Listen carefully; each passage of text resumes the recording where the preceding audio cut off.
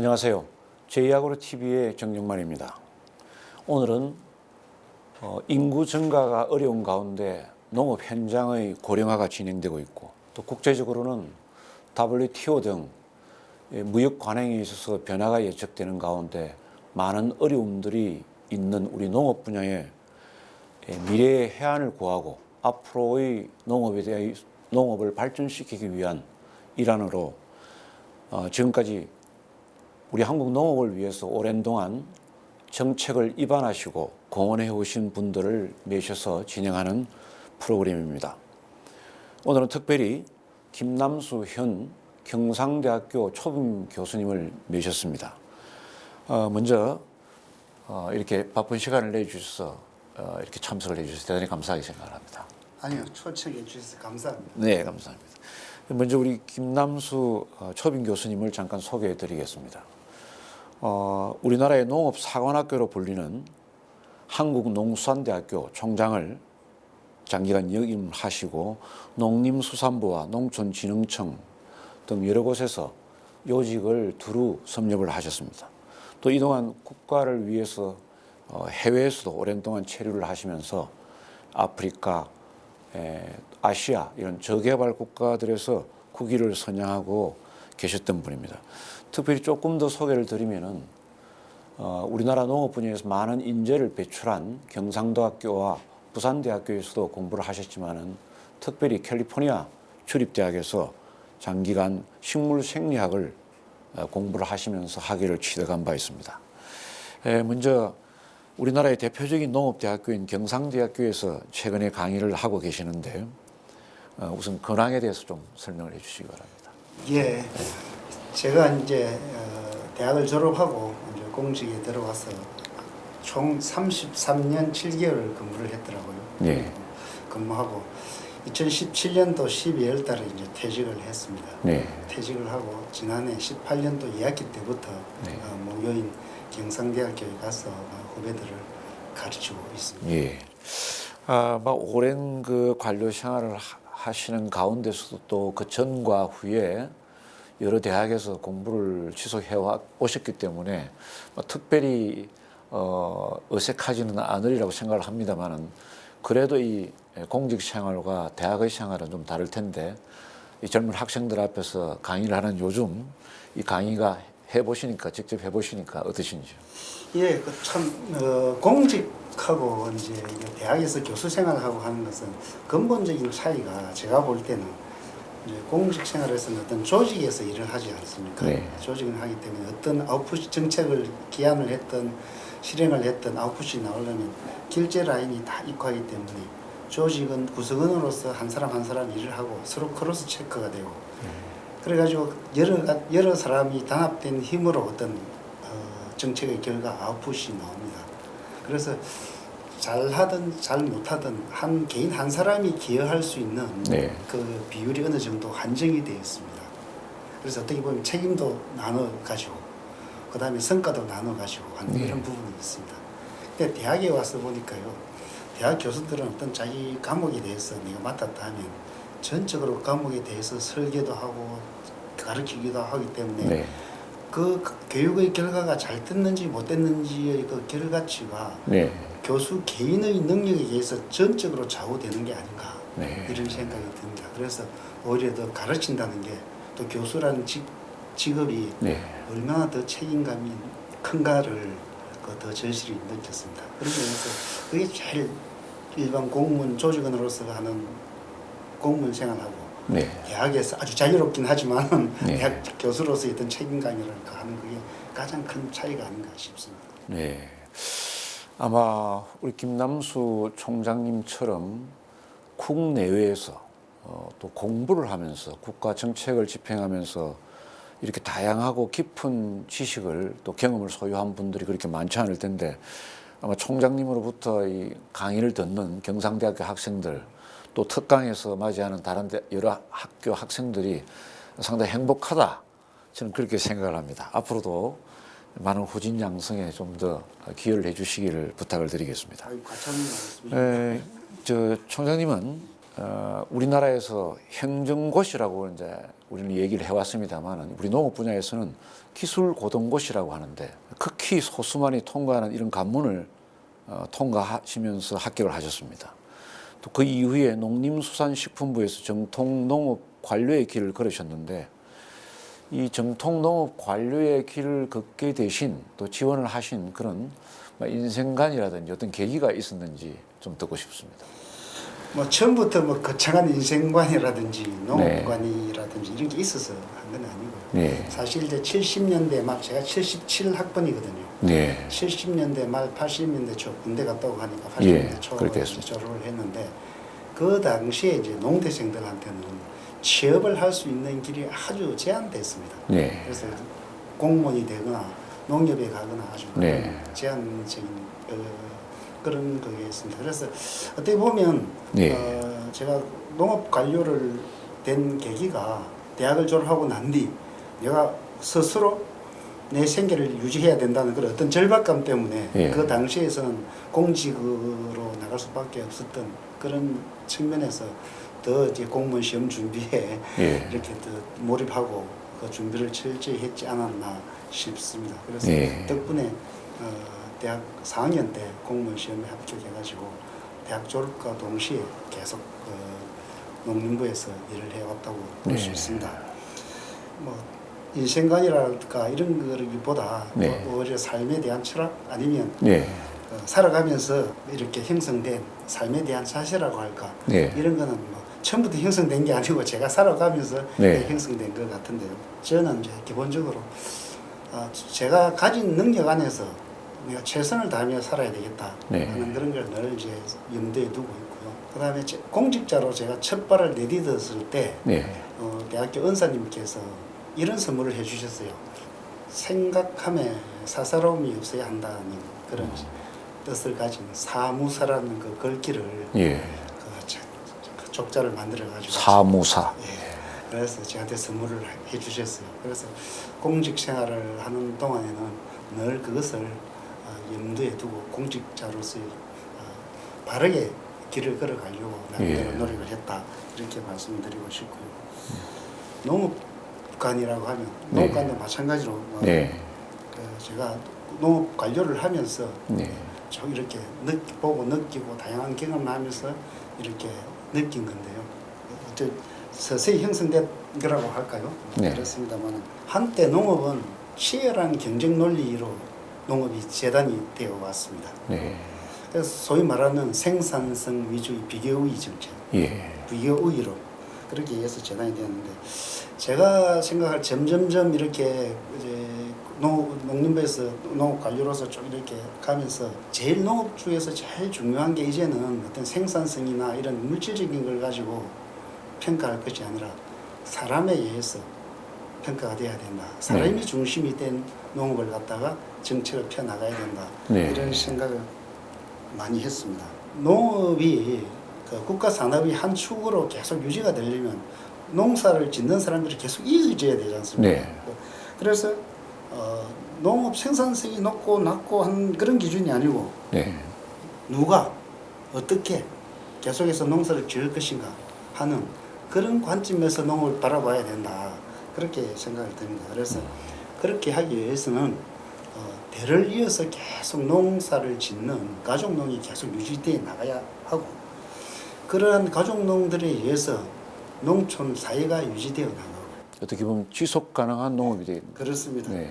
그래서 그리고 그 농업을 하는 사람들이 어떻게 보면 사회적으로 존중을 받는 네. 그런 농업이 돼야 한다. 그런 농업을 추구해야 된다. 네. 우리 정책이 그런 면에서 제 농업관이라고 하면 그런 농업으로 가는 길에 네. 우리가 힘을 모으고 우리가 생각을 일치시켜야 된다 하는 것이 제 농업관이라면 네. 농업관이라고 할 수 있습니다. 네, 뭐 말씀하시다시피 우리 농업의 현장에 가보면은 이미 전 세계에서 보기 드물게 고령화가 진행되고 있고 또 여러 가지 사정상 수익성이 다른 산업보다 비교 우위에서 조금 떨어지는 면이 있기 때문에 이 지속 가능한 농업을 이루낸다는 것이 참 중요한 문제라고 이렇게 생각을 합니다. 감사합니다. 이 농식품부에서 이렇게 장기간 근무를 하시면서 제가 듣기로는 많은 정책을 입안해 오셨습니다. 그 중에서 기억나는 정책, 또 어떤 보람이나 성과를 가져왔던 정책들이라면 뭐 어떤 것들이 있을까요? 제가 뭐 가장 그 손꼽고 싶은 것은요. 네. 우리가 90년대 초에 네. YS 정부 때 농특세가 신설되었습니다. 네. 쌀 개방 정책이 쌀 개방 우루과이 라운드라든지 그런 걸 대비해서 농업 쪽에서 상당히 이제 그 여러 가지 외부적인 압력을 많이 받아가지고 농업이 구조 개편이 되는 그런 네. 시기에 농민단체 농업계에서도 요구도 많았고 해가지고 그때 농특세가 신설되었습니다. 예. 그래서 농특세가 신설되면서 그때부터 본격적으로 농업 부분에 투자가 대대적으로 되기 시작했습니다. 네. 근데 그 당시에 제가 이제 실무 담당 사무관으로서 네.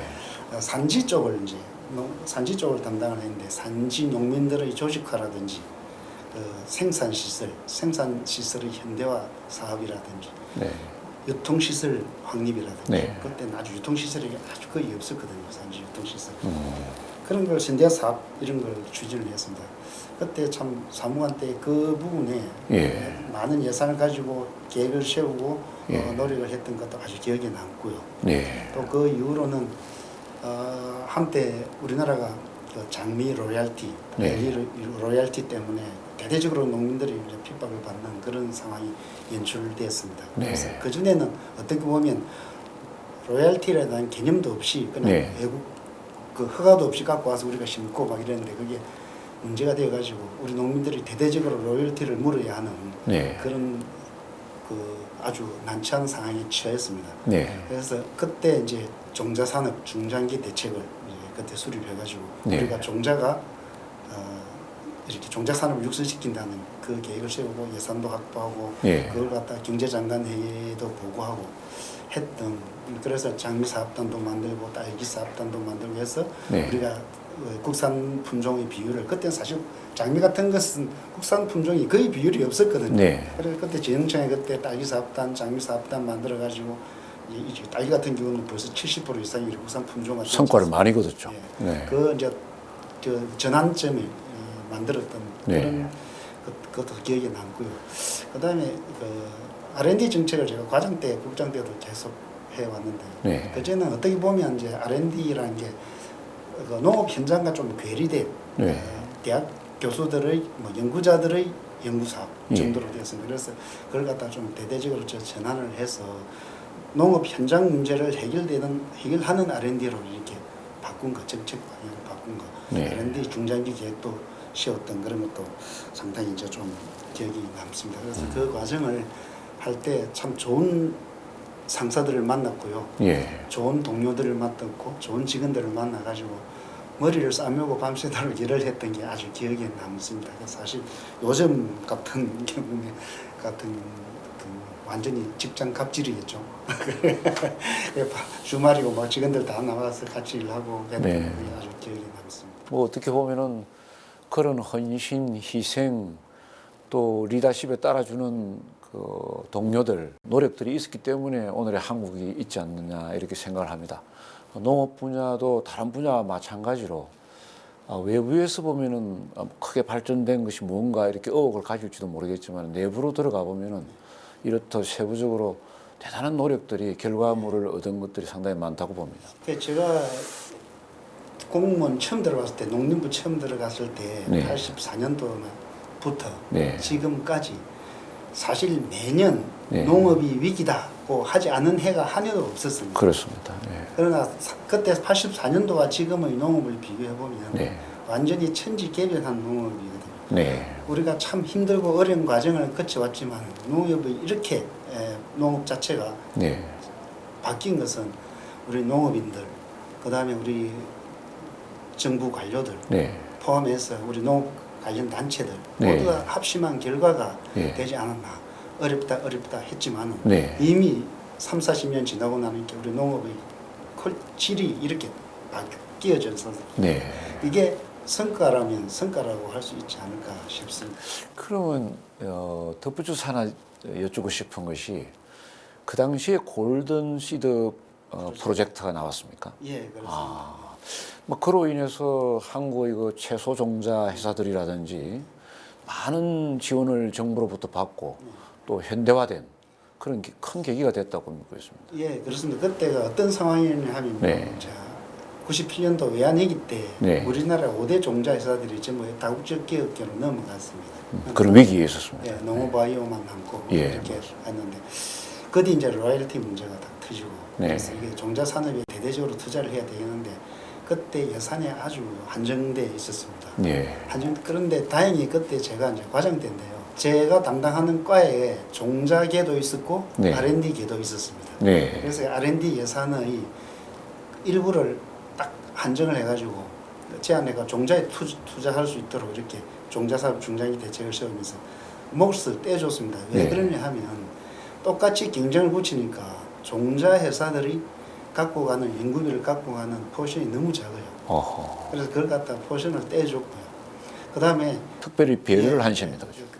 내 과이니까 네. 내 예산을 할 수 네. 있으니까 그런 부분이 있었고 그때 많은 이제 우리 위에 장관님부터 그것도 공감을 하셨고 그때 이제 참 자꾸 하셨지만 농업바이오의 고이선 네. 회장님 큰 역할을 하셨죠. 큰 역할을 하셨습니다. 네. 계속 정책 제안을 해주시고 해가지고 네.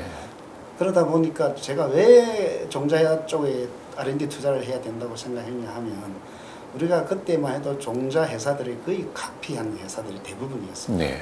이 개발하지 않고. 근데 개발을 하려니까 연구비가 없으니까 연구원을 고용을 못하는 거예요. 맞습니다. 고용을 못하기 네. 때문에 연구비를 전해주면 간단한 연구 시설도 할 수 있고 그 다음에 연구원을 고용을 할 수 있도록 신규로 고용할 수 있도록 그 네. 예산을 풀어주거든요. 그러다 보니까 사실은 그때까지만 해도 그냥 그 우리 종자업계에 카피하는 그게 거의 유행처럼 되어 있었는데 그런 게 네. 없어지고 각자가 연구소를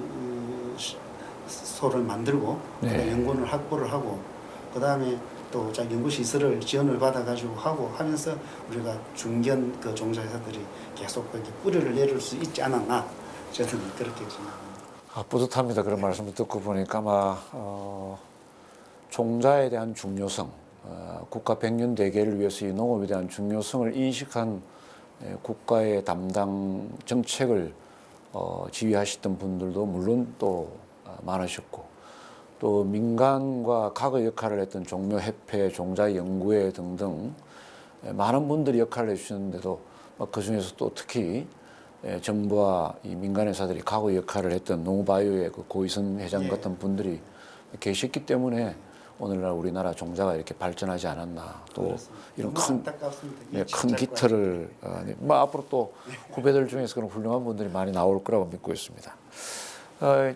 이렇게 보람 있고 또 기억에 남는 것들도 있겠습니다만은 농식품부에서 이렇게 근무를 하시면서 정책을 주도하신 것들 중에서 아쉬웠거나 또 좀 미진한 분, 좀 후회되는 분 혹시 그런 것들도 없을까요?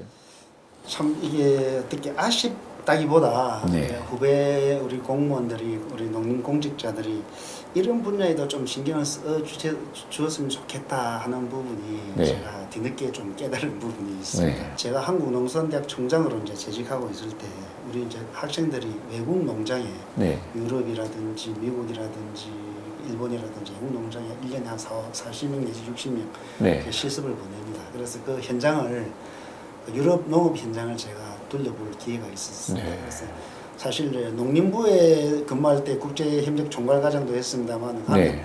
국제회의 가면 늘 대도시에서만 하지 않습니까? 예.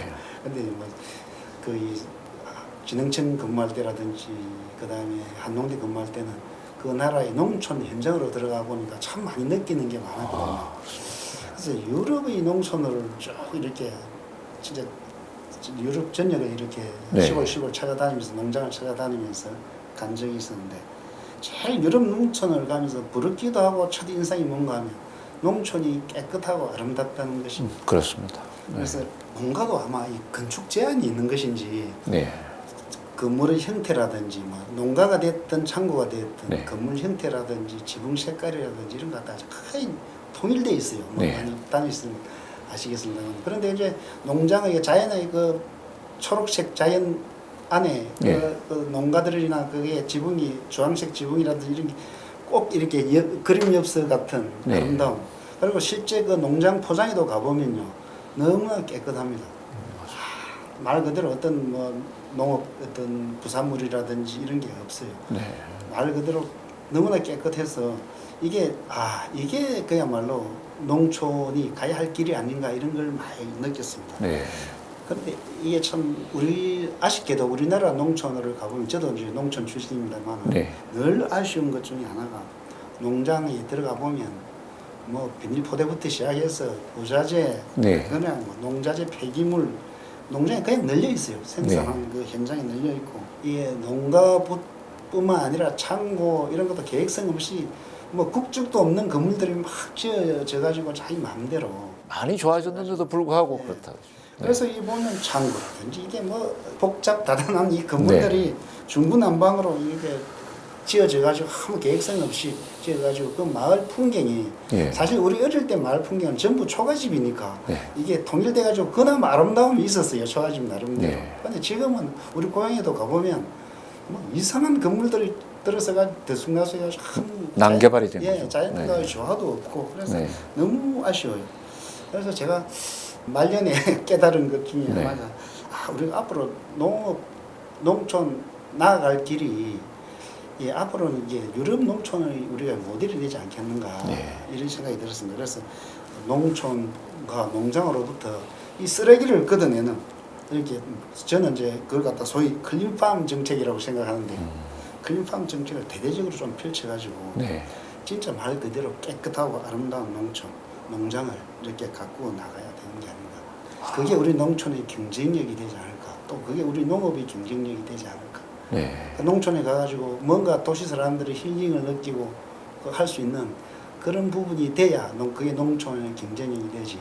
네. 농촌이 도시보다 더 지저분하고 깨끗하지 못한다면 국민으로부터 농업이 이게 버림을 받지 않을까 이런 생각이 듭니다. 그래서 앞으로 우리 후배님들께서 네. 좀 이런 부분에도 좀 신경을 써가지고 늘 생산성이라든지 뭐 농가 소득도 좋지만은 환경 쪽에 좀 그 정책 그 포커스를 좀 맞춰 주십사. 그게 좀 부탁을 드리고 싶습니다. 감사합니다. 어떻게 보면은 농업 환경이 개선이 되고 효율성이 높아짐으로 해서 도시에 계신 분들이나 농업을 희망하고 있는 분들이 쉽게 좀 돌아가고 싶고 내려가고 싶은 다가가고 싶은 그런 농촌에 아마 적합한 그런 말씀이 아닌가 싶습니다. 이 유럽을 말씀하셔서 제가 조금 드리고 싶은 말씀이 있었는데 실제 유럽을 가보면은 많은 분들이 한국의 많은 분들이 유럽은 농업이 그렇게 중심이지 않을 거다. 오래전부터 선진국이 됐고 또 상업과 공업이 발전된 산업혁명 이후에 선진국이 된 지 오래된 지역이기 때문에 그렇게 생각하는데 실제 유럽을 저도 가보면은 영국을 비롯한 많은 나라들이 국토 대비 농업 면적이 대단히 높다는 걸 알 수 있었습니다. 또 일부에서는 보니까 이미 세계적으로도 선진국이고 대국인 미국, 중국 또 대국인 인도 이런 나라들도 국토 대비 농업 면적이 보통 45%에서 55% 이상 이렇게 활용도가 높은 걸 보는데 우리나라는 사실은 국토도 좁지만 인구 대비 좁은 국토를 갖고 있지만 그 좁은 국토 대비해서도 농업 활용도가 불과 17, 8%밖에 안 되는 그런 농업 환경이 정말 녹록지 않은 그런 나라인 것 같습니다. 앞으로 우리도 유럽에서 좀 더 많이 배우고 좀 더 효율적인 그런 농촌으로 발전되었으면 좋겠습니다. 농촌진흥청에 계시고 또 특별히 제가 기억하기로는 남미 또 아시아 아프리카까지 이 전 세계를 이렇게 많이 방문하시면서 유럽뿐만 아니고 이 다양한 대륙을 넘나들면서 기술 협력국 국장을 역임하시면서 많은 지도도 해주시고 관련 국위를 선양을 해오셨는데 이 부분에서 사실 기대가 큽니다. 좀 듣고 싶은 게 좀 많습니다. 네, 좀 말씀해 주시죠. 사실 제가 이제 그 농촌진흥청 네. 기술협력국장으로 부임했을 때 이미 이제 이런 사업을 시작하고 있었습니다. 네. 그래서 제가 이 담당 국장으로 있으면서 일하면서 참 참 보람을 느꼈던 일 중에 공무원으로 들어와서 보람을 느꼈던 일 중에 하나가 네. 개도국 기술 지원 사업이었습니다. 네.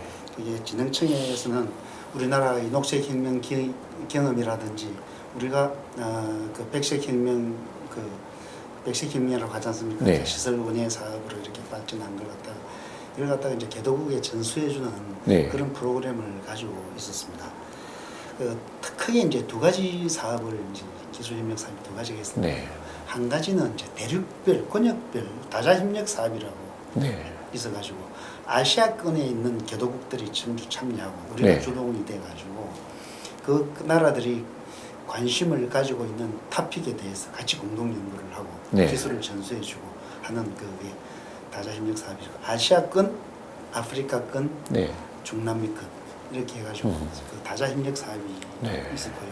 그 다음에 이제 소위 이제 코피아 사업이라고 해가지고 개별 국가별로 네. 이렇게 양자협력 사업이 있었습니다. 네. 그래서 양자협력 사업은 그 나라 예를 들면 베트남 코피아 센터 같으면 베트남에다 사무실을 설치하고 우리 소장을 파견하고 네. 그다음에 연구원들을 수시로 파견하고 해가지고 그쪽 나라에서 가장 해결하고 싶어하는 그 기술을 갖다가 우리가 전수를 해주고 같이 공동 연구를 해주고 네. 하는 이런 사업이었습니다. 네.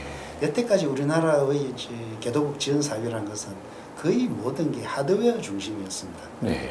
뭐 학교를 지어준다든지 네. 병원을 지어준다든지 그다음에 뭐 우리 농장 현대 사업을 해준다든지 어떻게 보면 돈으로 해결하는 예, 거죠. 예, 네. 그렇습니다만 진흥청에서 하는 사업은 소프트웨어 지원 사업이었습니다. 네. 근데 진흥청이 예산이 많지 않아요. 네. 그런데 진흥청이 갖고 있는 건 기술이지 않습니까? 네. 기술을 이렇게 지원을 해주는 사업입니다. 근데 처음에는 개도국에서도 뭐 지원을 해준다 하니까 뭔가 뭐 하나 지어줄 것인지 뭐 어디 연구시설을 하나 지어줄 것인지 이렇게 생각을 하다가 네. 그 예산은 얼마냐 이렇게 물어보기도 해요. 네. 그래 그럼 예산 아무것도 아니거든요. 근데 우리는 사람을 보내가지고 기술을 지원해준다 했어요. 그래 처음에 좀 시큰둥한 반응이었어요. 근데 우리가 진흥청에서 꾸준히 우리는 고기를 지원해주는 게 아니고 고기를 잡는 방법을 가르쳐 주는 것이다. 그렇습니다. 이게 이제 점점 이게 입소문이 퍼지면서 예. 개도국 뭐 대통령이라든지 수상이라든지 올 때마다 한국 방문하면 진흥청을 방문을 했어요. 네. 그 정도로 각 나라에서 그냥 오면 코피아 센터 설치해달라. 네. 이렇게 요구가 많았습니다. 그래서 제가 갔을 때 15개 나라에 코피아 센터가 있었는데 그걸 갖다 5개 더 늘려가지고 네. 행자부하고 기재부를 설득해가지고 20개에서 이렇게 네. 확대한 적이 있습니다. 네. 그래서 그뿐만 아니고 이제 우리가 사무소가 설치되어 있으니까 거기에 우리 대학생들을 인턴으로 예. 했습니다. 그래서 대학생들한테 해외 농업을 해외 기간을 한번 경험해 볼 수 있는 네. 농식품 분야 대학생들을 보냈거든요. 네. 그것만 해도 우리 젊은이들한테 이런 세상이 있구나. 우리나라의 좁은 우리나라의 농업만 쳐다볼 게 아니고 네. 해외에 가서 일할 그것도 있구나 하는 그런 것 다 깨우쳐준 그런 계기가 되지 않았나 싶습니다. 그래서 제가 제일 그 코피아 센터 그 기술 협력 사업을 하면서 제가 좀 아이디어를 앞으로 가능성이 있겠다 싶은 게 우리가 늘 농업 분야 하면 뭐 사과를 수출한다, 이게 도마도를 수출한다 이런 것만 농산물을 수출하는데 우리가 또 농식품을 수출하는데 포커싱이 되는데 네. 나는 우리 사람을 수출하는 네. 기술자를 수출하는 우리나라 농민처럼 기술 수준이 높은 나라가 그렇게 많지 않습니다. 이 사람들을 이렇게 개도국에 이렇게 보내가지고 수출해가지고 그쪽에 뭐 사업을 일으킨다든지 지원해 주는 것도 한 방법이지 않겠나. 예. 그 예를 제가 케냐에서 봤습니다. 네. 케냐에 이제 그 방문을 했더니 우리나라 농민이 진주에서 딸기 농사 짓던 분이 그 와서 딸기 농사를 짓고 있어요. 네. 그 당신 어떻게 여기 왔냐?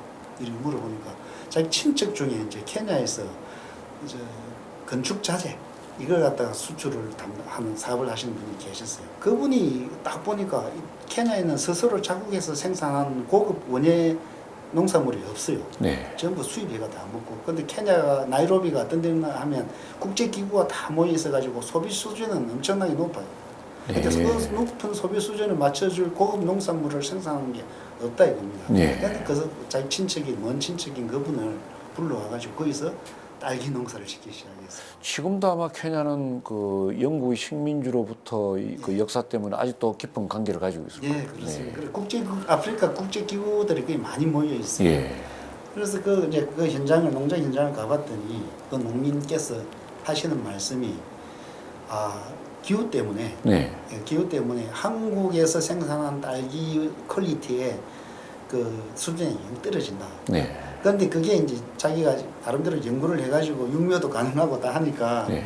해가지고 한국 딸기의 한 70% 수준의 퀄리티를 자기가 만들었다.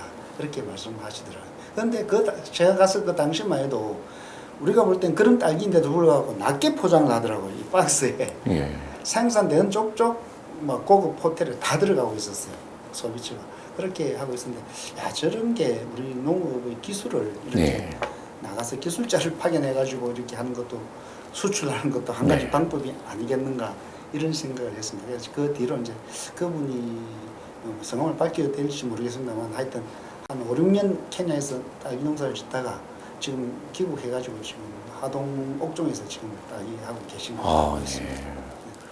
어떻게 보면은 좀 직전에 말씀하셨다시피 대한민국의 이 비닐하우스 재배 기술은 세계에서 가장 높은 위치에 있다 이렇게 봐도 과언이 아닌데 아프리카 같은 좀 척박한 현실에서 이 비닐하우스 재배를 만약에 본격적으로 도입을 한다면은 그 나라 분들이 이 아프리카인들이 좀 더 고급화된 농산물 또 고급 과일류, 고급 과일 채소류들을 직접 생산해서 자급자족할 수 있는 그런 계기도 될 텐데 앞으로도 좀 더 깊은 관계를 가지리라고 믿습니다. 아프리카에 가보니까 사실은 네. 이제 비닐하우스 시설 자동화된 데가 없는 게 아닙니다. 엄청나게 많은 규모 네덜란드나 이런 데서 네. 플란테이션을 이렇게 해가지고 그렇습니다.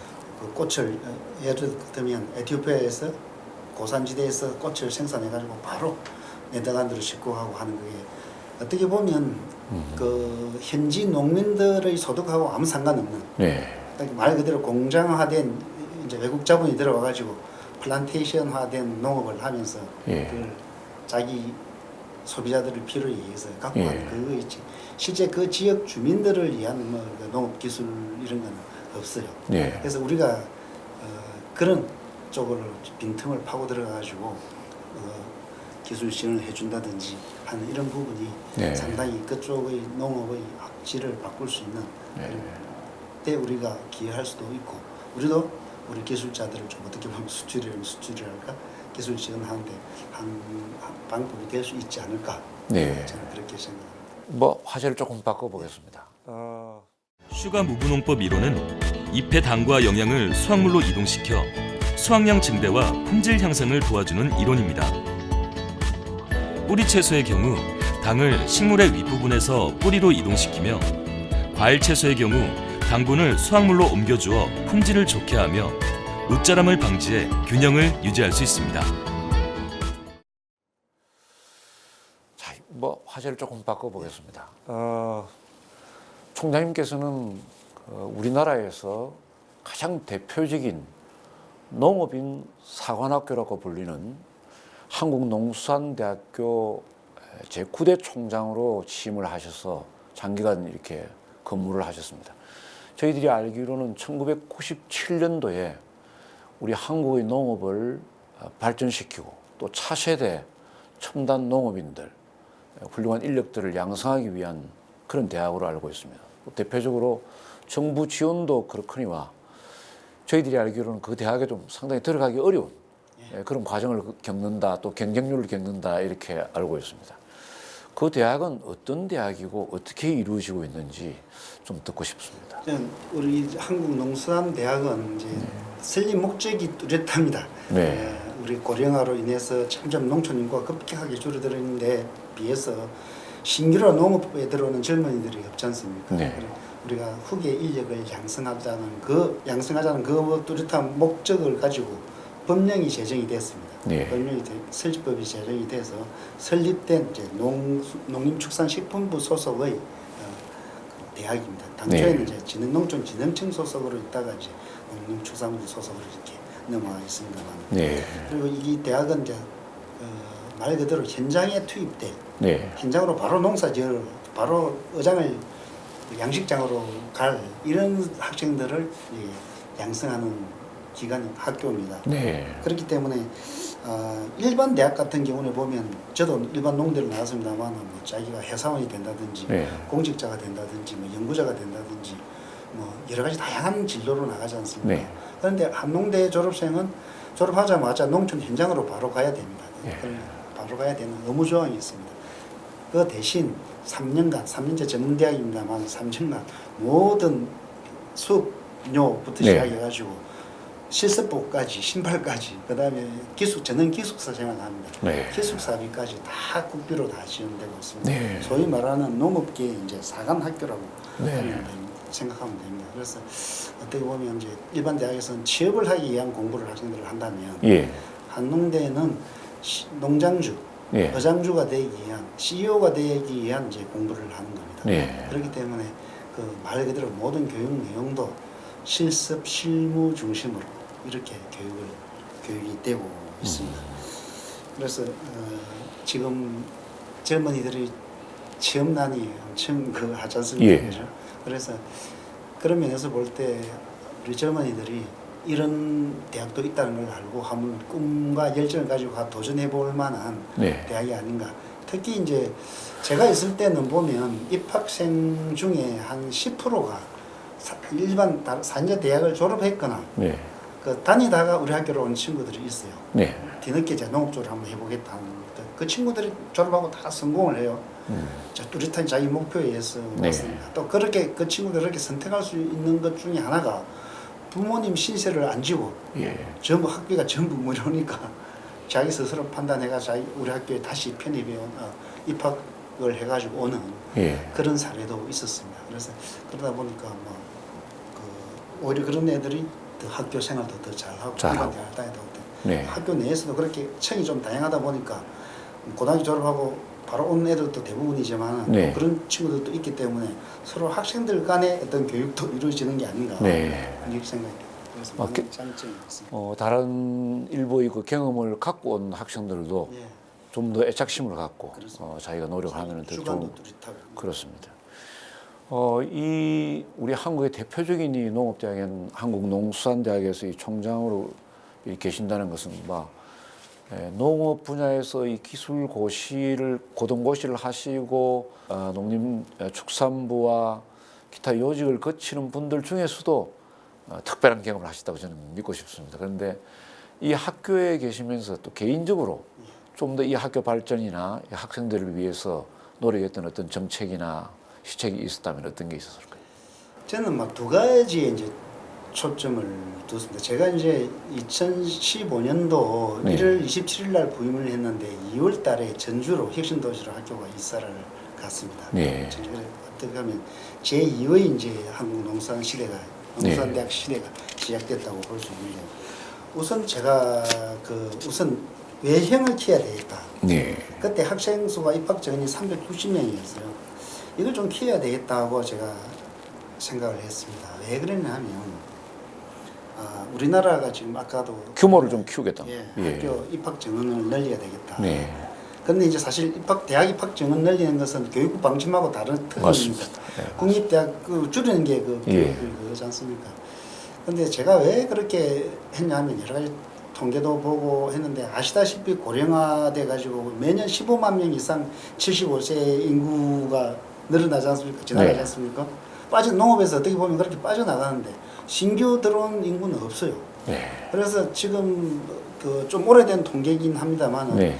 신규 들어오는 이게 농업 쪽으로 투입되는 네. 인력을 볼 것 같으면 한 기농기촌이 11,000명 정도 라고 해요, 연간. 네. 근데 그게 95%가 유턴한다니까 그게 장기적으로 봐서 그 인력을 갖다 의존할 수는 없는 거고 또 이미 일반 사회생활을 하고 연세가 들어온 사람이 대부분이기 때문에 그 미래 인력이라고 보기는 좀 물론 많은 변화를 일으키지만 보기는 힘들고요. 일반 4년제 농대에서 옛날 13년도인가 통계를 보니까 0.9%가 농업 현장에 간다고 그래요. 네. 그러니까 한 130명 정도. 근데 이제 한농대는 그때만 해도 390명의 이 정원입니다만 그 85%가 졸업생의 85%가 계속 농수산을 영위를 하고 있어요. 네. 그래서 실질적으로 이제 대학 졸업 하고 농업에 들어가는 사람들의 인력 공급이 한농대가 거의 60% 이상을 차지한다고 보고 있습니다. 네. 그렇게 볼 때 이 한농대의 파이를 키워줘야 키워서. 된다. 그래서 이 인력을 늘려야 된다. 농업 정착률이 높다는 얘기. 예. 다른 의무조항도 있고요. 예. 그러니까 정착률이 높기 때문에 확실한 후계 인력 양성 기관이지 않습니까? 네. 그래서 이걸 늘려야 된다 해가지고 농림부뿐만 아니고 뭐 기재부, 행자부 막 설득을 해가지고 네. 그때 교육부의 많은 반대가 있었음에도 불구하고 예. 390명에서 입학 정원 550명으로 이렇게 대단히 큰 발전이었습니다. 예, 어떻게 보면. 저 교육부의 방침과 정반대로 갔죠. 그래서 예. 좀 상당히 반발도 있었습니다만 그때 참 많은 분들이 도와주셨어요. 국회도 그렇고 농민 단체도 그렇고 네. 많이 도와주시고 힘을 합쳐가지고 그게 이게 우리가 우선 정원을 키웠다. 그래서 어떻게 보면 그렇게 정원을 키우려면은 교육부, 국회, 기재부 예. 많이 뛰어다니셨겠습니다. 국회 뭐 실명 거론하기 어렵습니다만 네. 국회의원 몇 분께서도 자기 일처럼 이렇게, 예. 이렇게 도와주시고 농업을 도와주시는 예, 분들. 우리 학교 키우는 데 대해서 제가 네. 막 설득을 하고 막 했을 때 다 막 질문도 해주시고 이 해가지고 하고 또 기재부에서도 또 많은 또 관료들이 또 도와주셨어요. 예. 그리고 행자부 마찬가지고 그래가지고 그런 그거 있었고요. 어떻게 보면 제가 참 복이 많았던 거예요. 예, 뭐 관련 부서가 어느 한 곳이라도 반대를 하면은 네. 참 이루어지기 어려운 일이니까요. 그런 그게 우리 내부에서도 뭐 청와대라든지 우리 농림부 내부에서도 다 이렇게 도와주시고 장차관님이야 도와주시고 해가지고 예. 전부 힘을 합쳐가 어떻게 보면 그게 이제 된 것 같고요. 두 번째는 교육의 질, 이제 소프트웨어 쪽으로 이렇게 이걸 갖다 좀 혁신적으로 바꿔야 되겠다 이 생각을 했어요. 제가 가서 보니까 우리 교수가 33명이었어요. 네. 한농대 교수가 33명이다 보니까 정규 교수들이 수업의 절반을 시간 강사에 맡기고 있었어요. 그러니까 이거는 말이 안 되는 얘기다. 교수 그 수가 적다. 그죠? 예. 적어도 국립대학 기준에 70% 이상을 갖다가 정규 교수들이 할 수 있도록 해야 그게 대학교 평가에서 수업 담당을 얘기하는 거죠. 예. 네. 그러니까 전체 수업 학생들의 수업에 절반만 그 우리 정규 교수들이 하고 예. 절반은 시간 강사들로 떼우고 있는 거예요. 그래서 이게 그 국립대학의 설립 기준에 보면 평가 기준에 보면 70% 이상을 정규 교수들이 맡아야 돼요. 네. 근데 우리가 이제 또 교육부 소속 대학이 아니다 보니까 그런 평가에서 또 제외돼 있었더라고요. 그래서 그 부분에 대해서 그 행자부 가가지고 행자부 기재부 가가지고 이게 말이 되냐? 그럼 특수 목적 대학으로 세워놔놓고 이렇게 관리를 안 할 것 같으면 학교를 없애버리든지 안 그러면 제대로 갖춰주든지 하면서 막 그 협박 반, 애원 반 이렇게 네. 해가지고 업소를 했습니다. 예, 네. 그래가지고 막 그게 좀 또 국회에서도 그때도 많이 도와주시고 해가지고 55명, 22명을 늘렸습니다. 66%를 늘려가지고 네. 대학 큰 발전이죠. 교수 네. 정원을 55명으로 이렇게 됐습니다. 네. 그러니까 33명에서 55명 해가지고 55명이 전체 수업의 70% 이상 담당할 수 있도록 네. 이렇게 바꾼 그 부분이 이제 좀 중점을 뒀고요. 그다음에 네. 이제 우리가 그 대학이 생기고 난 뒤 지금 대학의 농업 현장이 엄청나게 바뀌고 있지 않습니까? 네. 소위 4차 산업부터 시작해가지고 스마트팜이라든지 농업의 현재와 미래의 트렌드가 완전히 바뀌고 있는데 맞습니다. 과연 우리 현장 실무자를 실무 중심 교육을 하는 한농대는 교과 과정은 그게 발맞춰 가고 있느냐 예. 이 부분에 대해서 상당히 저도 회의감이 있었어요. 그래서 그때 이게 각 과별로 모든 과목에 대해서 이제 그래도 아무래도 우리나라는 이제 진흥청이 현장에 대한 연구를 많이 하지 않습니까? 네. 진흥청 각 소속 기관의 파트별로 이렇게 전문가들로 이게 그 태스크포스를 구성해가지고 그 우리 한농대의 교육을 네. 갖다가 이걸 갖다가 리뷰를 하고 과목을 조정을 하고 그다음에 지금 뭐 6차 산업 해가지고 융복합 교육이 많이 필요하지 않습니까? 네. 그 부분도 이렇게 과목도 많이 넣고 하는 그 교과과정 개편을 단행했고요. 그다음에 입학 정원을 550명으로 늘리면서 학과도 뭐 11개 학과에서 18개 학과로 이렇게 세분화시키고 또 그다음에 융복합 계열을 만들었습니다. 농수산 비즈니스 학과라든지 농수산 가공학과라든지 학과 신설까지. 학과 신설까지 네. 했습니다. 곤충산업학과도 하고요. 그 이제 소위 스마트팜을 하는 원예 환경 시스템 학과도 만들고 네. 이런 식으로 해가지고 18개 학과로 늘리고 교육 과정도 좀 다양하게 질적으로 바꾸려고 노력을 했습니다. 그리고 이제 우리가 졸업생은 졸업한 게 끝이 아니지 않습니까? 네. 이 친구들이 농업 현장에 가서 잘 정착을 해야 되지 않습니까? 근데 한번 교육 마치고 끝난 애들에 대한 그 후속 교육이 상당히 취약이었습니다. 네. 그래서 그때 제가 이제 사후 관리다 어떻게 보면 졸업 한농대 이후에. 아카데미를 만들었습니다. 한농대 아카데미를 네. 만들어가지고 우리 졸업생들을 다시 원하는 애들 가공을 내가 좀 가공을 배우고 싶다면 가공반이라든지 그 다음에 그 농촌 관광이라든지 네. 이렇게 해가지고 그 부분을 갖다 한농대 아카데미를 만들어가지고 졸업생에 대한 또 재교육 프로그램을 만들고 네. 그래서 좀 이게 크게 두 가지 이제 하드웨어 늘리는 거, 그다음에 그에 따른 예산 네. 확보가 지금 그때 확보한 예산 지금 학점 지금 짓고 있습니다. 학생 늘리는 거 하고 그다음에 이제 교육의 질적 개선을 하기 위한 거 두 가지를 예. 중점적으로 추진을 했습니다. 그 졸업 이후에도 지속적인 그 교육 시스템을 가져갈 수 있다면 그것 또한 참 대단한 거라고 생각을 합니다. 아마 다른 분야에서도 다른 그 학교라든지 분야에서도 이런 시스템을 도입한다면 참 좋지 않겠나 하는 생각이 듭니다. 이 한국농수산대학의 이 훌륭한 인재들이 이제 졸업 이후에 많은 분야에 가서 지금 일을 하고 있고 또 좀 전에 말씀하신 대로 어떻게 보면은 다른 분야로 전환되지 않고 농업 분야에서 지속적으로 일을 하고 있는 그 성공률이 매우 높다. 또 이렇게도 이제 지금 말씀을 하셨는데 대표적으로 이렇게 기억나는 학생들이나 또 인물들이 나가서 어떤 활동을 하고 있는지 하는 것도 좀 소개를 해주실 수 있을까요? 너무 많아가지고 네, 그걸 뭐 해야 될지 간략하게나마 네. 이 책을 제가 한번 소개해드리겠습니다. 네. 어디 비춰드릴까요? 이쪽으로 좀 보여주시죠. 예.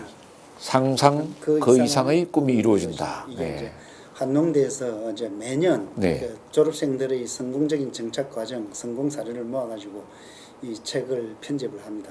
예. 이건 제가 있을 때 그때 개교 20주년이었어요. 네. 그때 개교 20주년 때 만든 2017년도에 네. 20주년 때 만든 상상 그 이상의 꿈이 이루어진다는 책입니다. 이 안에 보면 네. 우리 친구들이 졸업생들이 어떻게 성공했는지 네. 하는 부분이 잘 실려 있습니다. 예를 들어 그렇다면 부모님의 그걸 갖다가 네. 승계받아 간 친구들도 있고 네. 제가 창업한 친구도 있고 네. 첨단 이게 노하우를 통해 가지고 하는 것도 있고 그렇습니다. 네. 그래서 이 안에 있는 걸 한 두 가지 제가 소개를 드리면 네. 저기 이제 저기 경기도 파주에 가면 네. 산무르 농원이라고 운영하는 서충원이라는 졸업생이 있습니다. 네. 그래서 그 친구가 산무르를 가지고 아버지 때부터 했던 걸 자기가 이어받아 하는데 머루를 가지고. 예, 머루를 와인을 만들어 가지고요. 네. 와인을 만들어 가지고 그걸 갖다 판매를 하는데 그게 아주 유명한 예. 그게 됐습니다. 브랜드가 나. 예, 브랜드가 되고 네. 그다음에 그 가면 그 와이너리 있지 않습니까? 네. 그 드라마 촬영지도 많이 활용되고 한때 우리나라 그 농촌 관광객들의 3분의 1이 그 집을 다녀갔어요. 네. 그래서 그 이제 실제 이제 넣는 거 체험 학습 이런까지 해가지고 하는 소위 말하는 이제 생산부터 가공, 관광, 체험까지 네. 이루어진 그런 성공사를 한 이제 서충원이라는 졸업생도 있고요. 네. 또 안동에 가면 이제 유화성 졸업생이라고 있습니다. 네. 그 사람은 이제 안동에 이제 부용농산이라고 해가지고 마를 해가지고 마 네. 가공, 우엉 침출차 이런 걸 해가지고 상당히 높은 소득을 올리고 있는 그런 친구 있고 아주 어려운 과정을 거쳐가지고 그 친구도 가공을 해가지고 이렇게 성공한 케이스도 있습니다. 또 우리 졸업생 중에 한 20%가 여학생입니다. 이제 네. 전체 따지면 20%가 안 되지만 예. 최근에 이제 여학생 수가 점점 많아져가지고 하는데 김제에 가면 이제 강보람 학생이라고 있습니다. 네. 졸업생이 이제 매스컴을 하도 많이 타서 이 친구는 많이 스타가 되는데 이제 졸업을 하고 네. 자기 이름을 브랜드화한 겁니다. 보람찬 고구마. 고구마로 가지고 우리 사실 고구마로 하면 그게 뭐 큰 소득 작물이 하는데 이 친구가 여자인데요. 네. 여학생인데도 불구하고 졸업하고 자기 브랜드 이름을 내세운 브랜드를 해가지고 도매시장 쫓아다니고 해가지고 완전히 그 신뢰를 얻어가지고요. 네. 자립한 그런 친구가 있습니다. 그래서 어떻게 보면 젊은 친구들 우리 대학을 졸업한 고등학교 졸업하고 바로 하면 네. 23살, 24살 됩니다. 그리고 6년간 의무 육농 기간이 있거든요. 네. 그 기간 동안에 실패를 하든 성공을 하든 일단 들어가면 그 과정을 그 안에 다 겪어버리더라고요. 네. 그러니까 한 20대 후반, 30대 초반만 되면 이미 다 일가를 이루고 자리를 잡는 그런 걸 봤습니다. 그래서 사실 우리 일반 대학생들이 30세 안에 취업만 해도 잘한 거지 않습니까? 네. 그런데 우리 졸업생들은 30세 되면 이미 전문가가 되죠. 이제 자기 분야 네. 10년 가까이 되니까 네. 전문가가 되고 자기 기반을 확립을 하는 그런 경우를 많이 봤습니다. 지금 이렇게 말씀을 듣고 보면은 한국농수산대학의 그 시스템이라든지 또 졸업 이후에 교육을 받을 수 있는 기회, 또 졸업생들의 이런 성공 사례들을 보고 또 성공 사례집을 이렇게 만들어서 배포를 하는 걸 보면은 다른 대학에서도 이 시스템을 좀 더 배워서 효율성을 높였으면 좋겠다는 그런 생각이 들 정도입니다. 인구 절벽 또 뭐 이 고령화 시대 뭐니 뭐니 해도 자꾸 농업 현장에서 인력이 줄고 또 인력이 있더라도 실질적인 일을 할 수 있는 지나치게 고령화되지 않는 인력들의 중요성이 이제 매우 높아지는데 이 부분에 대해서 이미 노하우를 좀 가지고 계십니다만은 말씀해 주셨습니다만은 좀 더 이 미래에 대비해서 우리가 할 일이 또 어떤 일이 있을까 이런 생각이 듭니다. 모든 산업이 마찬가지겠습니다만 네. 산업을 지탱하는 것은 결국 그 산업에 계속 후계 인력들이 양성돼야 됩니다. 그리고 후계 인력들이 그 분야에 계속 투입이 돼요. 지속성입니다. 그래 이게 지속성이 유지돼야 이게 산업이 유지되는 거지 않습니까? 예. 그래서 특히 농업은 이게 후계 인력 양성이 제일 중요하다. 예. 이런 말씀이 듭니다. 그래서 제가 통계 자료를 어디 한번 보니까 현재 우리나라에 40세 미만 농가 경영주가 네. 얼마 정도 될 것 같습니까? 4개 마을에 한 명입니다. 40세 이하 농가 경영주가 4개 마을에 한 명 있습니다. 4개 마을에 단 한 명밖에 없다. 한 마을에 0.23명입니다. 예. 그러니까 4개 마을에 한 명이고, 그 다음에 35세 미만 농가하고 65세 이상 농가의 비율 차가 네. 몇 대 1 정도 될 것 같습니다. 글쎄요. 우리나라 180대 1입니다. 180대 안타깝습니다. 1이고요. 일본이 엄청 고령화됐다고 하지 않습니까? 네. 일본이 89대 1입니다. 우리보다는 훨씬 더 사정이 낫네요. 그리고 아까 유럽 쪽에 그 말씀하셨는데 네. 유럽은 이게 농가 인구 비율은 낮을 뿐이지 네. 그 내부에서의 어떤 지속성은 아주 건전합니다. 네. 가축농 중심으로 계속 키워왔기 때문에. 그래서 프랑스 같은 경우는 1.4대 1이에요. 예. 그럼 1대 1이라고 봐야 돼요. 독일 같은 경우는 완전히 1대 1입니다. 그러니까 이게 어떤 인력 정책이 농업을 유지시키고 농촌 사회를 유지시키는가는 네. 우리 이걸 봐도 알 수 있습니다. 우리 졸업생 그 농가에 가보면요. 그다음 우리 일반 농가에 한번 가보십시오. 자기 자식이 계속해서 농사를 짓는 농가는 시설 현대화 자금을 받더라도 생산시설 현대화를 계속 해 나갑니다.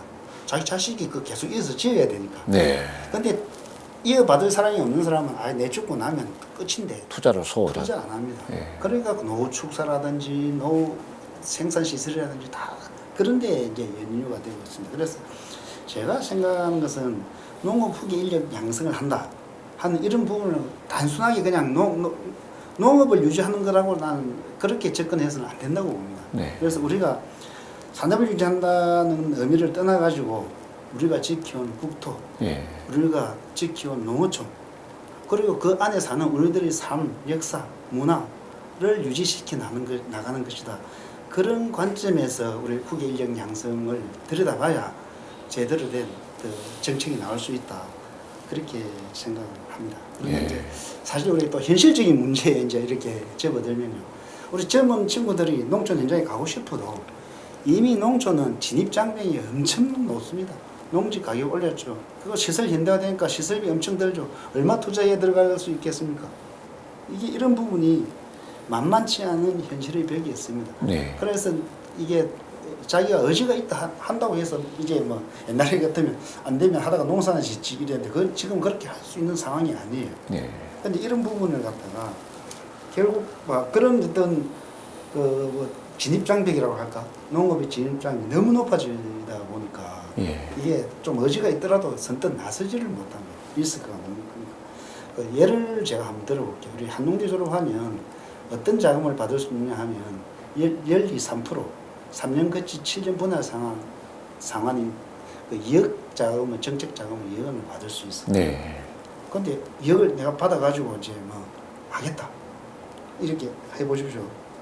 2억 받아가지고 투자해가지고 할 수 있는 게 그 많지는 않지만은 어쨌든 뭐 부모님 좀 도움 받고 내가 2억을 하겠다 하면 어떻습니까? 첫 3년 거치예요. 3년 네. 거치 이자만 물어야 돼요. 이자만 네. 묻는 게 첫 3년간은 연 400만 원 이자만 물는데요. 네. 그런데 아시다시피 정책자금 융자를 받으면 네. 첫해는 뭐 시설해야 되고 뭐 입주하기 바쁘지 않습니까? 네. 첫해 소득이 나기가 거의 없습니다.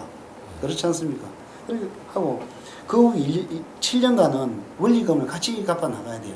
그러면 저 1년에 3,090만 원씩 이렇게 갚아 나가야 돼요. 네. 근데 사실 그 첫 해는 거의 뭐 입식하다가 거의 다 시설 짓고 입식하다가 거의 시간이 다 가는 네. 거예요. 사실 뭐 농작물 어떤 시스템이 들어오더라도 3년 정도 돼야 지어봐야 이게 안정이 돼요. 네. 그때부터 좀 이렇게 잘 되려고 하는데 그때부터는 원리금을 같이 갚아 나가야 돼요. 조금 더 조건을 완화할 필요가 있다는 거죠. 그런 맞습니다. 그래서 네. 원리금 상환 부담 이런 것 때문에 너무 힘듭니다. 그리고 우리 졸업생들 중에서 창업하는 친구들이 많거든요. 뭐 부모들이 농사를 짓고 있지만 너무 소규모이기 때문에 자기 독립해 하고 싶은데 이런 정책 자금을 받고 해요. 하는데 제일 우리 설문조사를 해보면 제일 애로사항이 운영자금 부족입니다. 네. 이런 부분, 자금의 부족. 그 다음에 이제 기술적인 부분. 아무리 학교에서 잘 배웠다 하더라도 현실에 부딪히는 건 다르거든요. 그래서 네. 이런 게 운영자금 부족 이게 제일 이게 젊은이들이 이게 농촌 현장에 창업하고 뛰어드는데 이게 가장 부담 요소로 작용하고 그 때문에 주저하는 경우가 많습니다. 그래서 우리가 이게 다양한 제도를 지금 정부에서 뭐 그 농업 창업하는데 뭐 월 100만 원씩 보조금도 주고 막 이렇게 합니다만 네. 실질적인 그 농장을 운영하는 데 드는 그 이자 비용이라든지 이런 운영 비용 네. 이걸 갖다가 좀 더 장기 저리로 이렇게 조건을 완화해주고 사실 어떻게 농업인을 아까 이야기한 그 농업을 유지 발전시킨 게 아니고 우리 농촌 사회 농촌 문화를 유지 발전시킨다는 그런 관점에서 보고 더 길게 내다보고 투자를 해줘야 되는 게 아닌가. 그래서 저 기간도 늘어나고 이자율도 더 낮추고 한다면 우리 젊은이들이 어떤 그 진입장벽에 대한 부담만 조금 해소시켜 준다면 많은 친구들이 들어올 수 있는 여지가 있는 친구들이 많을 것이다. 저는 이렇게 보고 있고요. 좀 또 농업이라는 것 자체가요. 어떻게 보면 아주 매력 있는 직업이라고 저는 봐요. 네.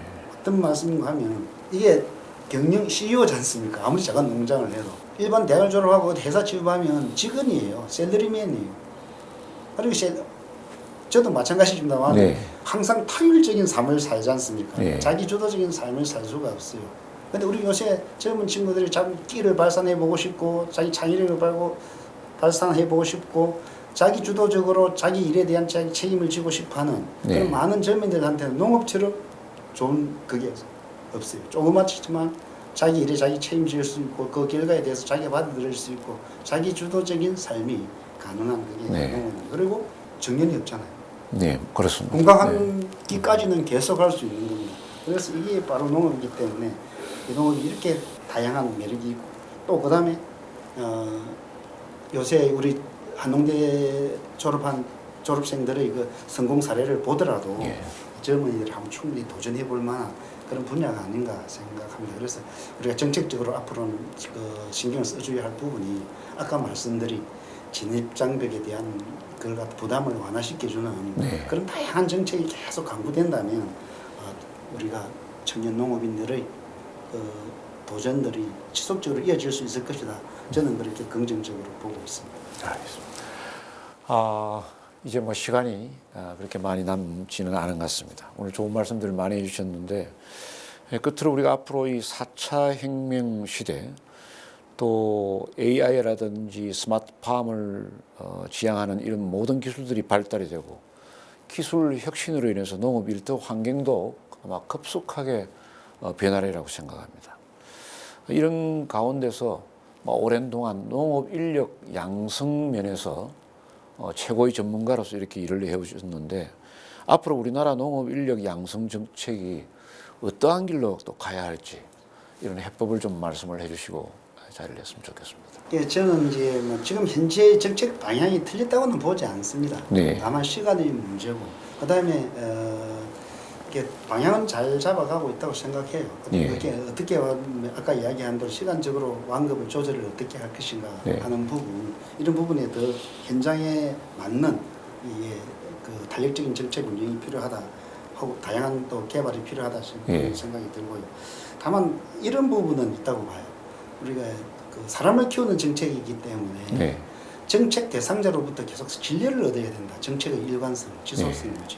한 해는 이렇게 지원해줬다가 한 해는 저렇게 지원해줬다가 하는 이게 아니 내 인생의 목표를 걸고 들어가려고 하는데 해마다 정책이 바뀌어버리면 이게 불안해서 젊은이들이 어떻게 어디다 의존해 갈지. 즉 예측 가능해야 된다는 얘기죠. 그렇습니다. 예, 맞습니다. 그런 부분이 제일 해야 된다. 그리고 아시다시피 농업이 한두 해만에 결실을 볼 수 있는 게 아니잖아요. 네. 그래서 농업을 하려는 젊은 친구들이나 그 다음에 농업 정책이나 농업 인력을 양성하는 정책이나 정책 담당자나 좀 장기적인 이걸 긴 호흡으로 이렇게 보고 네. 접근을 해야 되는 게 아닌가 이런 생각이 듭니다. 그래서 좀 단판에 이렇게 빨리 이렇게 성공을 하겠다 이런 게 하는 것보다 좀 이렇게 장기적인 네. 목표를 가지고 장기적인 전략을 가지고 들어오는 사람도 그렇게 들어오고 정책을 담당하는 사람들도 그렇게 해야 되고 네. 제일 중요한 게 이때 제일 중요한 게 앞서도 말씀드렸지만은 정책의 신뢰성, 투명성, 그다음에 지속성이 담보가 돼야 우리 젊은 친구들이 그걸 갖다 믿고 예. 들어올 수 있다 이런 생각이 듭니다. 그래서 저는 그렇게 생각합니다. 우리 농업 후기 인력 양성의 기본 정책이라든지 이런 거는 뭐 크게 틀렸다고 생각하지는 않고 예. 근데 우리가 목표가 정해졌으니까 목표로까지 어떻게 가느냐가 제일 중요한 것 같아요. 그래서 우리가 그 배가 항해를 할 때 대양을 항해할 때 목표점을 찍고 해도에서 좌표를 그리고 가지 않습니까? 그런데 처음에 이 방향으로 쭉 이제 목표점 해서 갑니다. 그런데 중간에 풍랑도 일고 파도도 네, 치고 그렇습니다. 자꾸 본의 아니게 흔들리지 않습니까? 네. 그럼 계속 수정을 해 나가줘야 그 방향을 잃지 않고 갈 수 있는 거거든요. 그냥 뭐 후기 인력 양성 정책도 이런 게 아닌가 싶고요. 우리가 목표가 정해졌으면 그 방향으로 현실이 조금씩 바뀌면 그걸 갖다 계속 수정해 보완해 가면서 네. 계속 간다면 우리가 소위 바라고 원하는 목표점에 도달할 수 있지 않을까 네. 이렇게 생각합니다. 그리고 저는 기본적으로 우리 후배 공무원들이 저보다 훨씬 능력이 뛰어나고 출중하기 때문에 네. 충분히 잘 할 것이라고 저는 믿고 있습니다. 네, 잘 알겠습니다. 장시간 이렇게 좋은 말씀을 해주셨습니다만은 우리 농업인들 힘든 농업인들에게 또 격려 말씀 한 번 더 주셨으면 좋겠습니다. 마지막으로. 예, 격려 말씀을 드리려고 하니까 제가 좀 부끄럽습니다. 네. 사실 참 많은 농림부 공무원으로 근무하면서 많은 이야기를 들었지만 그걸 거의 다 주지 못하고 나왔지 않나. 정부가 아마 농민들 입장에서 보면 정부 정책이 늘 부족할 거고 불만스러울 것입니다. 그러나 아까도 제가 말씀드렸습니다만 그럼에도 불구하고 여러 사람의 노력으로 우리 농업이 제가 농림부 처음 들어왔을 때하고 지금 마쳤을 때하고 이 발전상은 누구도 부정할 수 없을 것입니다. 그렇기 때문에 농업인 여러분들도 우리 정부를 믿고 같이 힘을 합해가지고 같이 문제를 해결해 나간다면 우리가 농업도 말 그대로 우리가 원하는 그런 가장 농업인들이 존경을 받는 사회에서 존경을 받는 그런 농업이 될 수 있지 않을까 저는 그렇게 생각을 합니다. 네. 네, 감사합니다. 감사합니다. 농업은 지금의 선진국들이 세계 질서를 주도하고 경제를 주도할 때만 해도 농업은 선진국들의 몫이었습니다.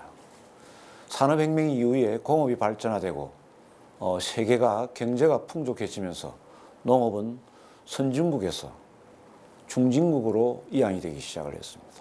또 지금은 그때의 중진국들이 선진국화되고 또 중진국이 오랫동안 지속됨으로 해서 후진국, 또 아시아 각국, 아프리카, 중남미 각국으로 농업은 이양되고 발전되고 있습니다. 그러나 기후변화, 또 농업의 고령화, 또 WTO라든지 국제 질서의 변화로 인해서 농업은 여전히 앞날을 예측하기가 또 쉽지 않은 것도 사실입니다. 오늘 이런 가운데 한국농수산대학교 총장을 역임하시고 현재 경상대학교에서 초빙 교수로서 후약들을 양성하고 계시는 김남수 총장님을 모시고 미래 해안을 구하는 그런 시간을 가졌습니다. 농업인들에게 힘을 주시고 또 전 세계를 다니시면서 국위를 선양해온 그런 분을 이 자리에 모시게 돼서 영광이며 감사하게 생각하는 시간이었습니다. 농업인 여러분, 다음 시간에 또 뵙도록 그렇게 하겠습니다. 제 야구로 TV의 정영만이었습니다. 감사합니다.